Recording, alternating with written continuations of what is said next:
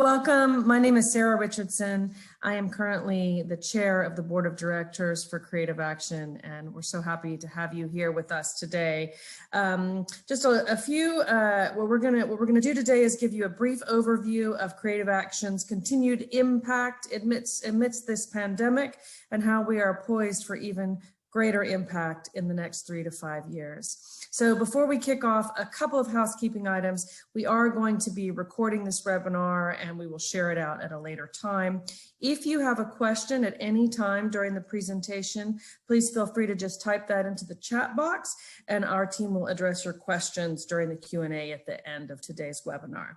So most of you joining us today are probably likely familiar with Creative Action's work, but for those of you who are less so, Creative Action is a recognized leader in arts education, after-school programming, and social and emotional learning. We partner with schools to support student, teacher, and campus success. We provide intergenerational opportunities to the community with the purpose of creating positive change. And throughout the greater Austin area, we provide hands-on arts-based after-school programs and campuses and camps that focus on positive youth development.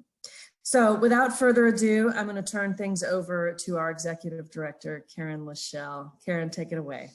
Thank you, Sarah. Well, thank you all very much for taking time out of your busy days to be a part of our webinar today and learn a little bit more about what we're doing at Creative Action and how we've made it through the past almost year and a half. I'm really grateful that we have a few of our board members today on this webinar, as well as some senior staff members, and we'll introduce those folks as we go through the webinar and you'll get to know them a little bit. We don't want to take up too much of your time. Many of you might be trying to have a lunch break right now, so we're just going to dive right in and kind of tell you what's been going on. So as most of you know, Creative Action is the largest provider of arts education programs in our region, and we're really the second largest in the entire state. So we're a pretty big team. We're 50 full-time staff and 125 to 150 part-time teaching artists. And we deliver thousands of hours of programs every week to youth and adults all throughout our region. So typically in the spring, we're really busy. We're celebrating the success of a school year. We're getting ready for the next school year, getting ready for camp, having opportunities to connect with end of year sharings with families. But of course, the spring of 2020 for us, just like everyone else, was a very different time. What's normally a very fast pace of us trying to keep up with our enormous growth that we've experienced over the past 20 years really just came to a complete stop when COVID hit in March of 2020.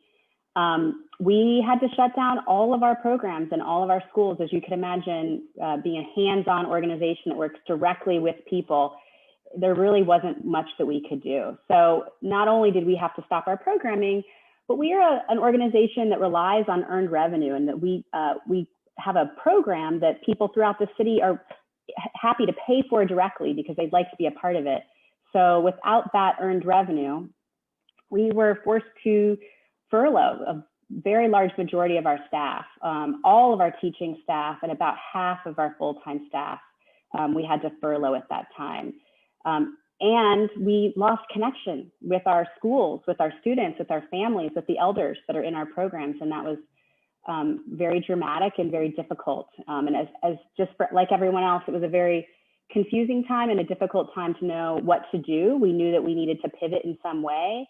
We knew we wanted to stay connected. We wanted to keep going, but we didn't know in what way or how we would do it. And just as we were really trying to figure out virtual programming and how you do that in arts education, was really at the same time that, a second wave of a crisis hit our organization and really the entire country with the high profile murders of George Floyd and Breonna Taylor, among others. And then the much needed reckoning for racial justice that really emerged right after that. And we really experienced that within our own organization as well. We had been working for many years to support Creative Action, to be an anti-racist organization that uplifts and supports Black, Indigenous, people of color, staff and students and families. But for us, just like it was for many people, the horror of the modern day racism that was playing out on TV for us to see left us unprepared for exactly how to respond. So just as we were trying to figure out how to pivot COVID, we also knew it became clear that we needed to have another pivot. And that meant doing more to stand up, to be more vocal, figure out how we could use the power that we held as a large organization to elevate the fight for racial justice, not just internally within our own organization, but really broader throughout the community. So I'm really excited today that one of our fabulous board members, Erin Mindell-Cannon, is with us, and she is the chair of our Racial Equity Committee on our board, and she's going to tell you a little bit more about, how we responded to this moment in time.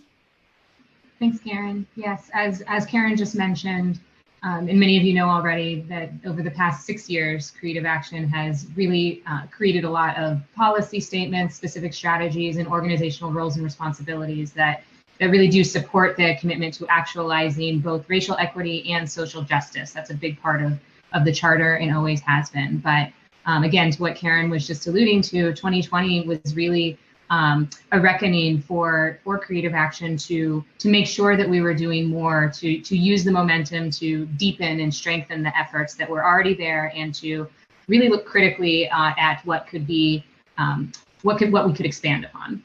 So we really are committed to doing more. That commitment was not a moment in time, but continues on. We want to be more vocal and use our power and our voices to elevate the fight for racial justice, both internally and in the community. Some of the things that we are doing with that in mind are working with our board and staff.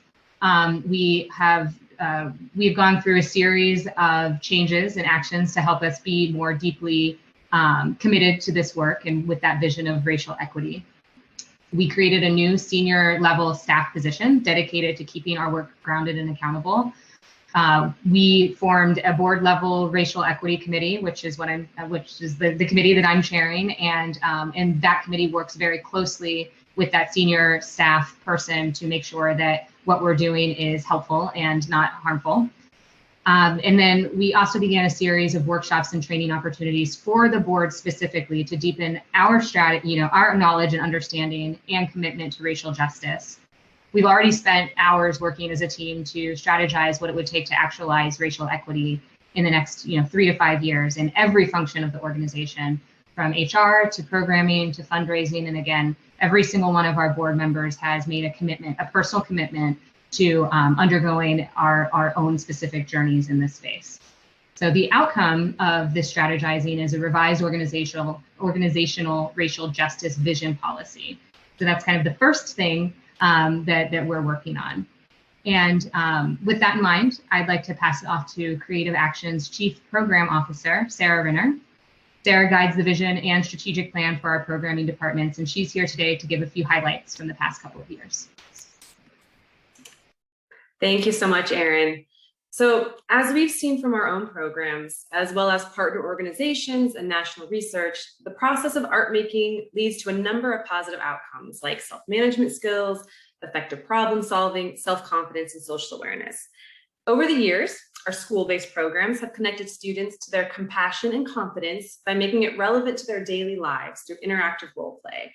Our after-school and summer programs have utilized visual arts, filmmaking, music, creative writing, movement, and acting to help thousands of young people further develop their ability to name and regulate their feelings and actions, enabling them to be more successful in their own personal goal setting. And our extensive community-based projects have been incredibly successful in growing social cohesion, which is a necessity for community well-being. But in March of 2020, the coronavirus brought all of our programming to a halt. All 50 after-school locations, all 8 touring interactive theater programs, all of our community events, and so much more. Literally everything stopped overnight. And in the midst of this pandemic, when all we could do was be apart, we found ways to use the arts as a means for bringing people together at a safe distance. Last September, when we had all been in quarantine for a few months, our staff came together to create a car parade for the Chestnut community. We decorated our cars, pulled together puppets and banners, turned up the music, and expressed our love for our Campbell families and our older adults at the Alamo Rec Center, that we missed them and that we were thinking of their health and well-being. And then this past spring, we installed wish trees at school campuses to support virtual and in-person learners and educators, giving them an opportunity to decorate a tree at their school, mindful, of course, of tree safety. They decorated that tree with their personal wish for happiness and health during and after this pandemic. You can still visit our website where you can record your wish for community health with the click of a button. We also led a treasured objects fence art installation with our continuing creativity program, as well as a pen pal letter exchange.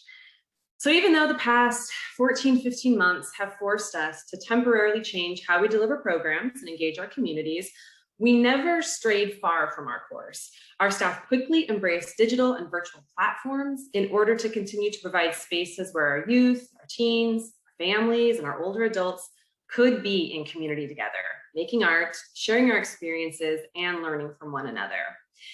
We shifted our robust after-school program to daily virtual classes, Creative Action Together, which was facilitated by our staff, where our youth could gather with their friends to make art, play games, and have fun most every day of the week. And we welcomed our legacy leaders to share their interests and collaborate with our elementary participants. Our free music and movement classes moved on to Zoom, and we saw increased participation by 60% and included more families from outside of the Austin area. We offered educator professional development at local virtual conferences and virtually at campuses, as well as a series of parent workshops open to the public, all part of our Brave Schools initiative. And our teen programs never really slowed down too much. Despite virtual schooling and quarantine, they created amazing short films, received paint at home kits to spark their ideas, and developed both an Instagram performance and a socially distanced show this spring. And in addition to all that, the members of our Youth Action Council and our teen alumni have been instrumental in uplifting youth voice and collaborating with us on multiple projects across all departments. This past year has been difficult, to say the least. There has been trauma and many, many racial and social injustices exposed. Knowing that what we focus our efforts on now will affect what our future looks like, we are very consciously continuing to center hope, joy, belonging, and creative expression in all we do. And as we gear up to emerge from these past 15 months, the arts and creative learning can be powerful tools to help address key pandemic-related challenges. We are so excited to return to our typical in-person programs, to bring back our part-time teaching artists, to be in physical community with each other. And in many ways, I hope this coming year will feel like a revival as we are able to pick up where we left off for our programs, rely on being in person, but it's also a continuation of how we are still engaging our communities in art making and expression in ways that provide accessibility and collaboration. A couple of things: we continue to sustain an exciting partnership with Cap Metro, and we're still creating murals and designing electric buses. And even though our after-school programs return to campuses across Austin and Del Valley, and we can't wait to be on site again, families everywhere will still be able to find creative action a la carte virtual classes in drama, art, film, and more on OutSchool. And our school-based team provides unique creative writing, digital media, music, residencies, and more to middle and high school classrooms through our Artists in Action program. And the number of students that we served actually increased steadily throughout the pandemic, and we'll do even more next year. Those are just a few examples, of course, and we continue to plan, pair, and partner with other organizations to ensure our youth and communities are inspired, creative, and finding meaningful connections in support of their well-being. Back to you, Karen. Thank you, Sarah. So here we are about, 14, 15 months after we shut down our office and all of our programs and everything that we were doing in person. And I'm happy to report that we're in a really strong and stable place as an organization when it comes to our financial status. And honestly, a lot of that's really thanks to the PPP loans that we were able to acquire over this last year. So this just shows you a little bit of kind of where we were headed and where we went during the past couple of years and what we project for next year.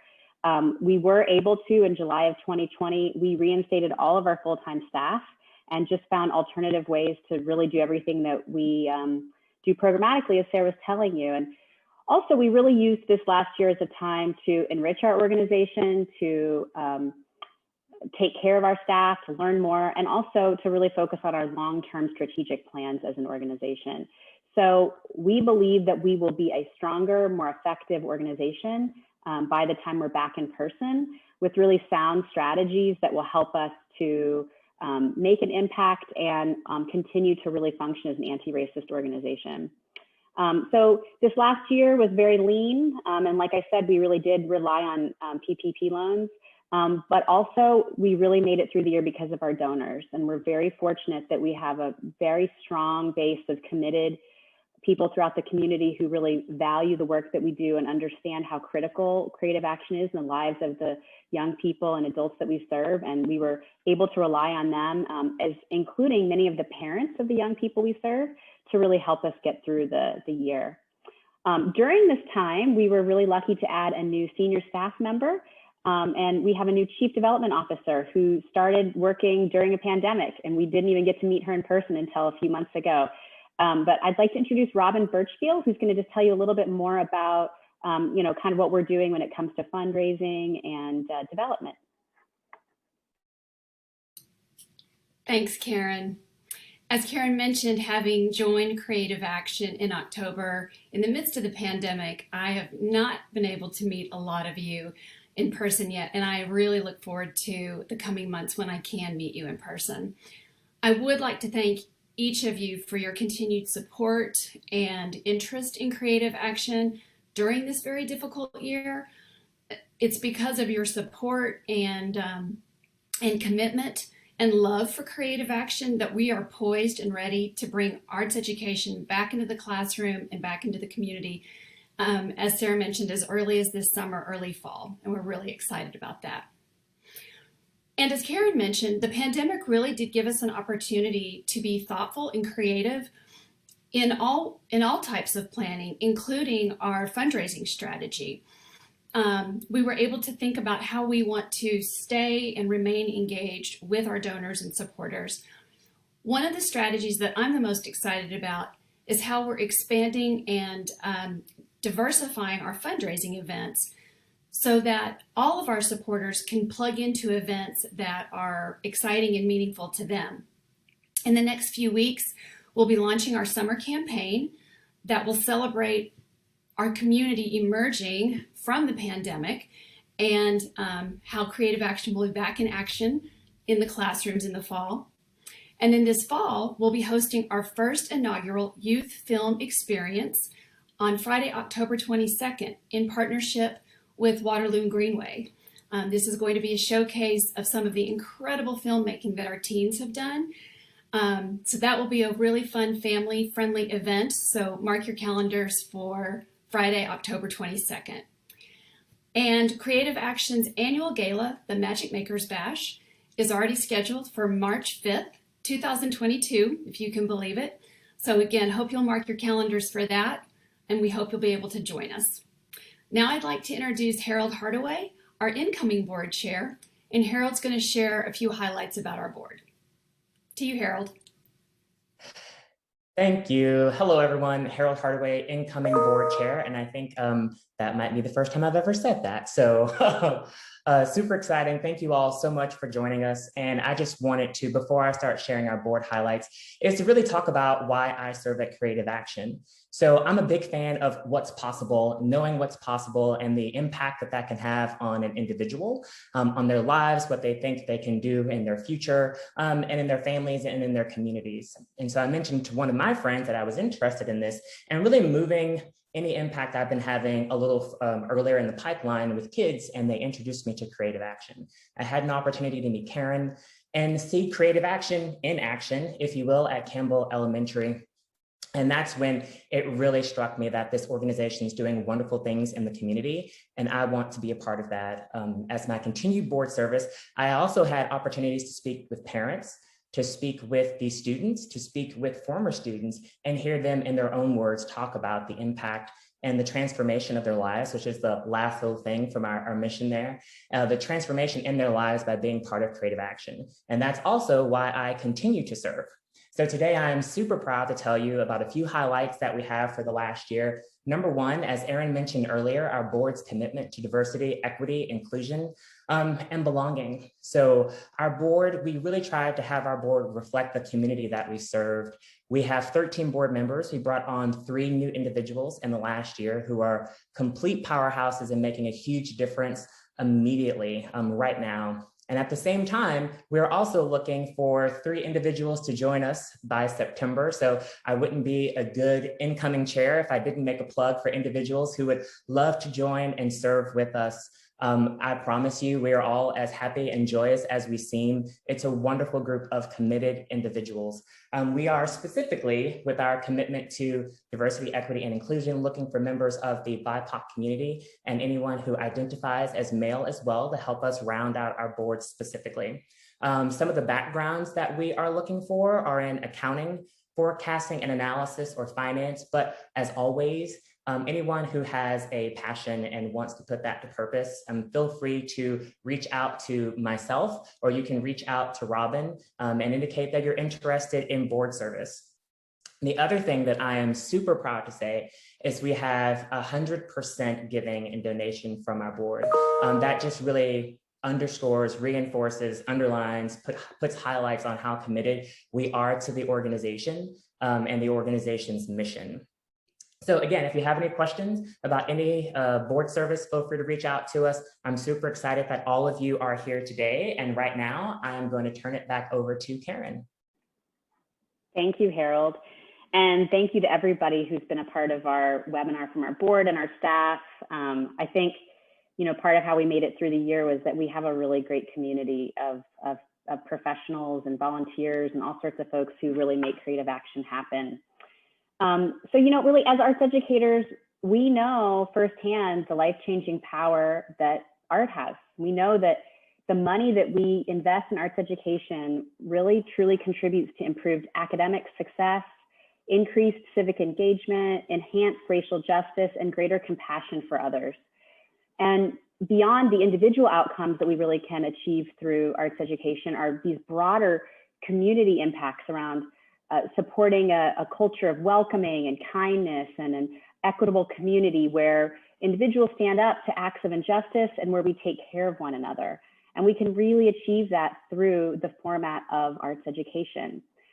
So as we emerge from the pandemic and move forward in time, I know I really believe that the arts have the power to be a part of the healing that we all need, and that we've never really needed them more than we need them now at this moment. So we hope that if there's a way that you'd like to get involved with our organization and support our work, whether that's to have someone in your family in our program or to bring us into a school or to become a donor, it really takes a whole community to create change. And we hope that we can be that for the young people and adults and families that we serve. And we welcome you to join us as we try to achieve our mission of making Austin and the greater Austin area a truly better, more equitable, joyful place to live for everybody.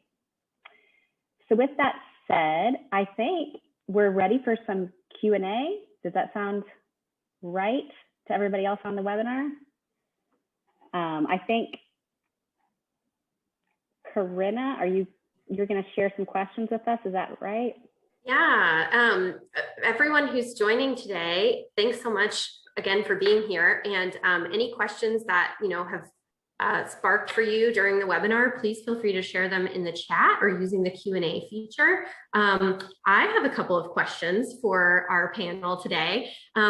One of the questions that we've gotten a lot from folks is just what are some of the lessons that we've learned in this past year? What are some of the discoveries that the team has made that we see carrying with us into the future? And I know you've spoken a little bit about that, Karen and Sarah as well, but would love to hear more about that.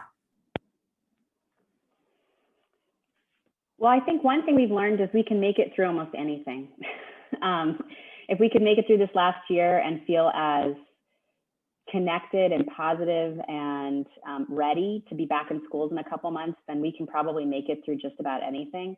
I think we also really discovered how important community is and how important our own community of our staff and the young people we serve and connecting the young people and their families. But, that's really what we're all about is helping people to feel that sense of social cohesion. And I think that's something we already knew, but we really will continue to practice in our organization. And I think, given what happened in our country this last year around our racial justice reckoning, I think trying to take time to slow down and listen and be present and be responsive and be really building our organization in response to the young people and their voices and the community voices, I think was one of the benefits of the pandemic happening at the same time as our reckoning around racial justice.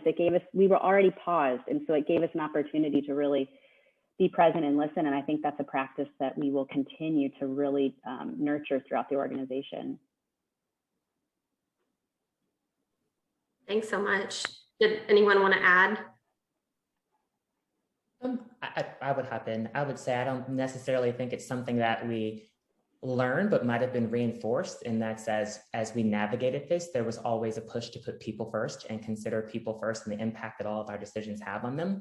And I think as we've done that and navigated the process, I think showing like how many people chose to come back so quickly and be part of the organization just reinforced how much the organization cares about people in general and our own people, and how much everyone wants to be back in this place. So again, I think it just sort of reinforced what we already did and already believe, but that's one thing that really stood out for me over the last year. Thanks, Harold.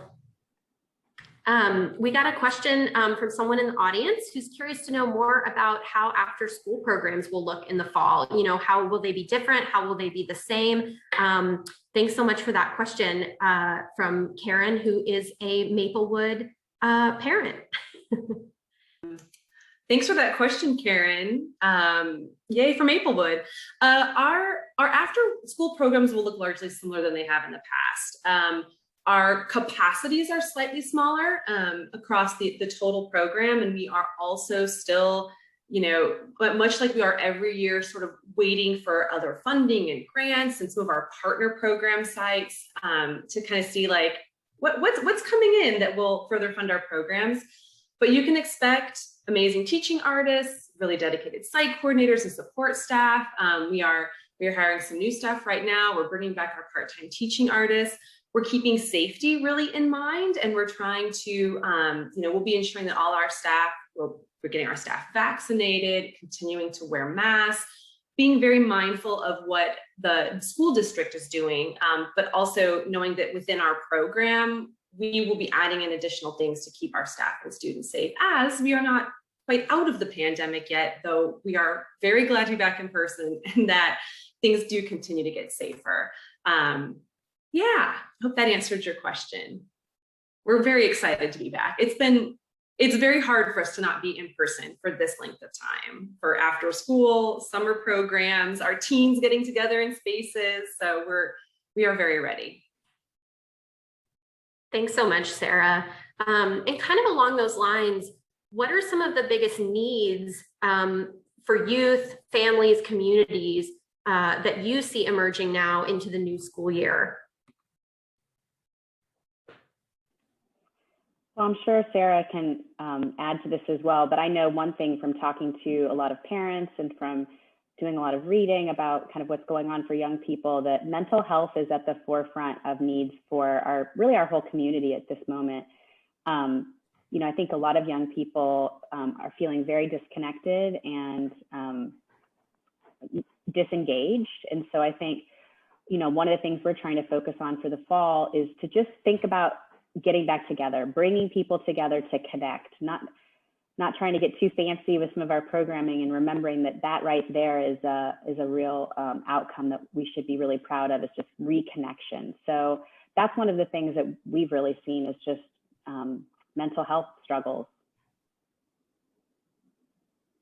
Thanks. And we'll also, I would say we'll also be learning, because we don't have 100% sense of like which students were learning a little bit in school this past academic year, who was at home still learning virtually. We know that the Austin district, of course, will be all in person next year, but there's also this sense of like some of our kids are going to be coming back together that might not have been in that space before, and they're starting a new school year, and they're starting a new grade level. And so just sort of being mindful of how our program can be a container and a space for young people to sort of like a little bit dip their toes back in the water again, and like, oh yeah, this is community, this is forging friendships, this is this is my voice in collaboration with my peers, when maybe a lot of my learning has been very isolated, or, you know, just with a handful of other people or my pod or whatever that might be. So that is the thing we do. We create community, we help students express themselves, find their voices, create cool things together. So that is something as well I think students will be really hungry to do again, is just to kind of be kids and be out there doing stuff. So I was just going to add that one of the strategies that we put into place to make sure that we can really fulfill that need is we're greatly increasing the amount of scholarship dollars that we're raising to support the young people who might be enrolled in our particular 5-day program. So we're adding multiple campuses, and we're also adding a lot of slots so that we really can serve anyone that wants to be in our program that has a need, that we can find a way to help subsidize them. And so throughout the year, you may be seeing things from us where we're trying to raise more money for those scholarships. So that's part of our goal is about really giving people that opportunity to come back together. Thank you both for sharing about that. And I think it really also highlights the role that, you know, social emotional learning, the arts can really play in this question of learning loss that's coming up a lot for youth and families and schools. We did get another question in the chat that's about our teaching staff. So the question is, how have we been able to support our teaching staff during the furlough? You know, what's it looking like bringing back teaching staff? How many new staff are we looking at training? And, you know, what's the impact of this going to be on programs? Yeah, when we had to furlough all of our part-time staff, we tried the best we could to sort of stay connected. There wasn't work for them for a while. We've slowly brought a few part-time employees back now, but we tried to stay in communication. We had a number of teaching staff that, you know, were able to remain in Austin. We had others that, you know, relocated, moved back to perhaps the states where they were from, and some of those staff have been able to kind of re-engage with us virtually, which has been really exciting, and teach some of our virtual programs. We are currently welcoming more teaching staff into our pool. We are still confirming and bringing back a lot of our former teaching artists who are very excited to return. Some of our former teaching artists are going to be site coordinators for us moving forward. So certainly, if there are really fun, creative people out there, let them know. Like, come find us, come be part of our team. So yeah, I think that answered the question. I'll just add a couple things. One thing that we were able to do that I think did help a lot of our part-time staff, who were, you know, the ones who we really weren't able to bring back, all of our program staff who were full-time, we were able to keep them employed, which was, you know, really important to us. We felt like we wanted to invest in our team and tried to do that as much as we could. And wished we could have included all the part-time staff, but it just wasn't possible. But what we were able to do was help them file for their unemployment claims, which sounds like not that big of a deal, but I think it actually was pretty helpful that we sort of helped facilitate them getting their federal and state benefits during their furlough time. It looks like we'll probably be down about 10 to 20% in terms of the number of teaching staff that we have. That's just based on our projections. And just the reality of what everyone's facing, that it's difficult to get a team back together after shutting down in the way that we did. But I think that by January, we'll be probably really close to our pre-COVID team. Thanks. Following up on that, we got a question from who I think is a hungry teaching artist, excited to be back in schools with us, who's curious about just kind of the school placement process and where we're at in that timeline of figuring out, you know, what campuses are we going to be in, you know, who are we going to be bringing to those campuses? Yeah, we certainly, you know, for our Creative Action Room programs, you know the schools we'll be at 11 sites this coming school year, at least in the fall. And then we are still sort of putting the final pieces together across all our various campuses. In terms of which teaching artists are on what teams, we aren't quite there yet. Once we begin to, you know, bring all the part-time staff back, see we have, then we'll begin to look at, okay, here's here's the different teaching teams, because we also work really hard at our sites where there are multiple creative action teaching artists to have a variety of artistic focus areas. So, theater, visual art, filmmaking, or digital media in some way.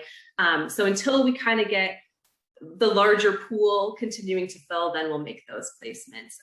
But we are very excited to be returning back to our campuses, and we're starting 2 new campuses, and we're also we already have a few teaching artists that have been able to start working with us in summer programs, and it's like a little party all the time. It's like we know they're here, and we can see them a little bit and talk to them, and it feels really good. So it's in progress, placements. Love it. Thank you so much.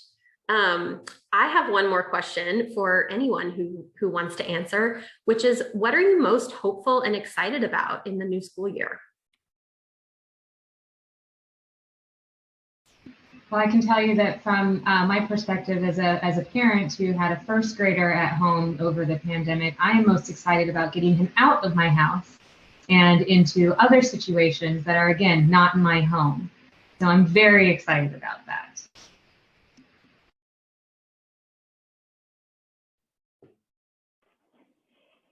I know I'm really excited about some of our new campuses that we're adding into the mix, where we're going to be having some 5-day after-school programs. We're adding Wynn Elementary and Riley Elementary, and Wynn is the very first school we ever served with our after-school program in 2003, so it feels really special to be continuing that relationship all these years. I'm really excited about the programs that our teams are working on. I mean, for those of you that haven't had a chance to check out the films that these young people make, or the murals that they paint, or the plays that they do, go to our website and check it out. The quality of the work is so strong, and these are just some of the most hopeful, creative, innovative young people out there. And so I'm just really excited to see what they'll do this next year as we all get to come back together. Yeah, I think I probably agree with that, just to see as we all come out of this and move to get back together. I know that there was a lot of creation of art individually and separately, but as they all come together, again, to see sort of the impact of the last year or so, and then they have an opportunity to kind of get it all out together, the art and the inspiration that'll be created, I think will be really exciting to see. And I think I mentioned this earlier, being on board in the middle of the pandemic, not really having an opportunity to get to meet with our friends and our supporters face to face. I'm really looking forward to making those 3-dimensional connections instead of the 2D stuff. I'll also add that I think that, given what we've learned from this year and how we've been able to engage with the community in lots of different ways, having the ability to continue those kinds of engagements, as well as some of those, more traditional engagements that we were already doing. I'm really excited about what we can do as an organization and as a community with both of those things in place.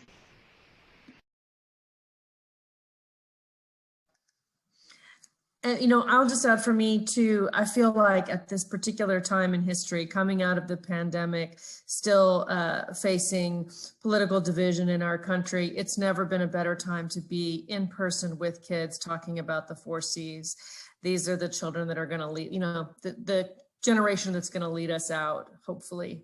And so I feel like the Creative Actions programming has never been more important than it is right now. So I'm so excited that we're getting back in person with kids. Thank you all. Lots of good stuff to be excited and inspired and fired up about going into the new school year. It's really wonderful. I think that's all the questions we have. If you'd like to close us out, Karen. Absolutely. So thank you all for taking time. We know everyone's busy and you've been on Zoom a lot. And so this isn't any kind of new innovative moment, probably like been there, done that, but we're glad that you took a little time out of your day to join us and hear more about what's going on at Creative Action. And stay in touch with us, get involved if you'd like to get involved as a volunteer, as a board member, as a teacher, as a young person, to enroll in programs. We're a very open community and always very open arms to anyone that wants to be a part of what we're really focused on and our mission and vision around inspiring creativity, unlocking potential, and really transforming the lives of students of all ages in our community. So with that, thank you very much. And I hope that you guys have a good rest of the day.